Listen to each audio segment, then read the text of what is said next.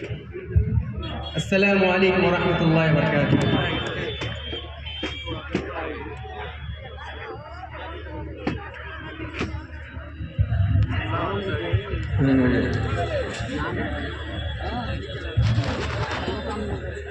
السلام علیکم ورحمۃ اللہ وبرکاتہ۔ الحمد للہ وحدہ والصلاة والسلام على من لا نبی بعدہ، اما بعد فاعوذ باللہ من الشیطان الرجیم، بسم اللہ الرحمن الرحیم، انہم فتیۃ آمنوا بربہم وزدناہم ہدی۔ سامعین کرام اور عزیز ساتھیوں، آج کی اس عظیم الشان اجلاس میں میرا موضوع ہے نوجوانوں میں دین و منہج سے بیزاری۔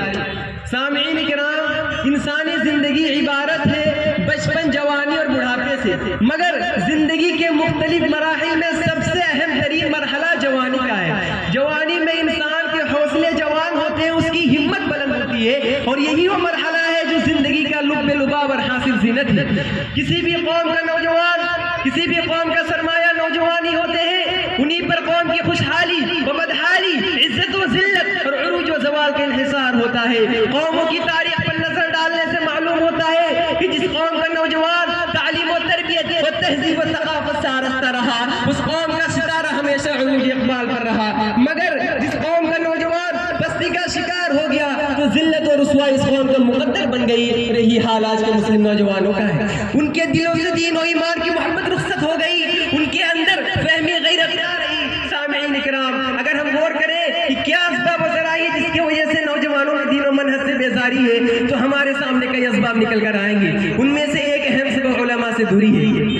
آج انٹرنیٹ پر قرآن و حدیث کا نام لے کر نوجوانوں کو دین و منہج سے بیزار کیا جا رہا ہے، اور یہ نوجوان حدیث نمبر کے حوالے کی بنیاد پر، کسی کی چکنی چپڑی باتوں کی بنیاد پر اسے عالم تصور کرتا ہے، اسے قرآن و حدیث کا مبلغ سمجھتا ہے، لیکن حقیقت یہ ہے میرے بھائیوں، وہ ہماری توحید پر ڈاکہ ڈال رہا ہے، ہمیں دین و منہج سے دور کر رہا ہے۔ اس لیے ہمیں چاہیے کہ ہم علماء حق سے جڑے، کیونکہ وہ زیادہ بہتر جانتے ہیں کون صحیح منہج پر یا کون غلط منہج پر۔ سامعین کرام، نوجوانوں میں دین و منہج سے دوری کی ایک اہم وجہ حیا کا فقدان بھی ہے۔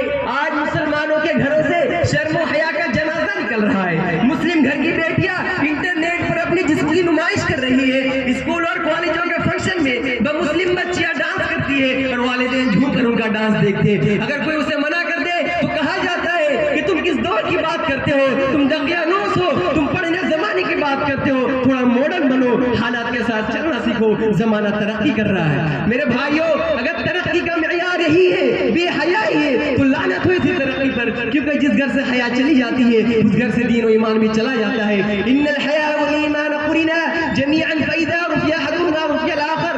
حیا اور ایمان ساتھ ساتھ رہتے ہیں، جہاں سے حیا چلی گئی وہاں سے دین و ایمان بھی چلا گیا۔ اس لیے جناب محمد رسول اللہ صلی اللہ علیہ وسلم بے حیائی کو ختم کرنے کا ذریعہ بتاتے ارشاد فرمایا، یا معشر الشباب من استطاع منکم الباءۃ فلیتزوج فانه اغض للبصر واحسن للفرج۔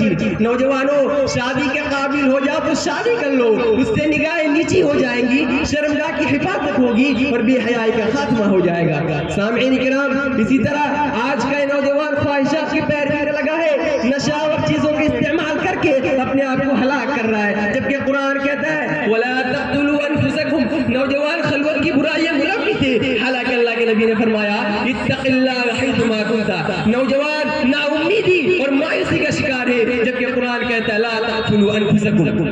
اسی طرح آپ دیکھ لیں کہ آج نوجوانوں نے اپنا آئیڈیل کن کو بنا رکھا ہے، کرکٹ کے کھلاڑیوں کو، فلمی اداکاروں کو۔ افسوس کہ آج پیارے نبی صلی اللہ علیہ وسلم ان کے آئیڈیل نہیں رہے، صحابہ ان کے آئیڈیل نہیں رہے، ان کے آئیڈیل وہ لوگ ہیں جو بالکل کیریکٹر لیس ہیں۔ یہ نوجوان ان کے پیچھے چل کر، ان کے اندھی تقلید کر کے اوپر سے نیچے تک مغربی تہذیب میں رنگا ہوا نظر آتا ہے۔ ارے نوجوانوں، تم پر کیا مصیبت آ پڑی؟ تمہیں کیا ہو گیا؟ کس بھور میں پھنس گئے؟ کیا تم اسلام کے فیصلوں کو نہیں مانتے؟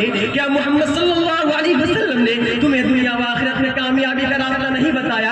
آخر کیوں تم دین و منہج سے دور ہونے لگے؟ کیا قرآن نے تمہاری رہنمائی نہیں کی؟ جبکہ قرآن کہتا ہے لقد كان لكم في رسول الله اسوة حسنة، کہ تمہارے لیے بہترین اسوہ و نمونہ جناب محمد رسول اللہ صلی اللہ علیہ وسلم ہے۔ اس لیے نوجوانوں، اپنا آئیڈیل جناب محمد رسول اللہ صلی اللہ علیہ وسلم اور ان کے صحابہ کو مناؤ، کیونکہ آج امت کو تمہاری ضرورت ہے۔ قبلہ اول تمہاری راہ دیکھ رہا ہے کہ کب آئے گا عمر بن خطاب، کب آئے گا میرا صلاح الدین۔ نوجوان یاد رکھو، تیرا شباب امانت ہے ساری دنیا کی، تیرا شباب لہذا ضرورت اس بات کی ہے کہ ہم اپنے اندر دین و منہج غیرت پیدا کریں اور اپنے اصلاح کی کوشش کریں. اخیر رب العالمین سے دعا ہے کہ بارہلا ہم نوجوانوں کو دین و منہج پر قائم رہنے کے ساتھ ساتھ اپنی اصلاح کی توفیق دے. آمین. وآخر دعوانا الحمدللہ رب العالمین والسلام علیکم ورحمۃ اللہ وبرکاتہ.